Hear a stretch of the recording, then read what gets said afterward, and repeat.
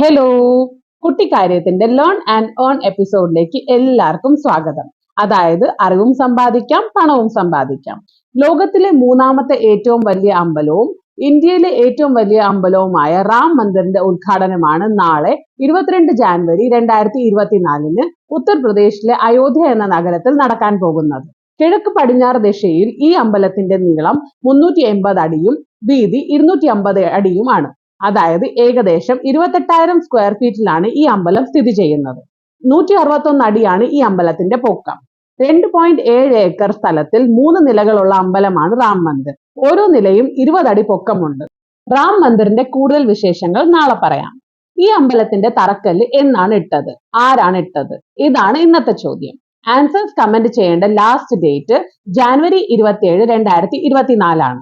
ഇതാണ് ഇന്നത്തെ കുട്ടിക്കാര്യം. നാളെ കാണാം. Bye bye.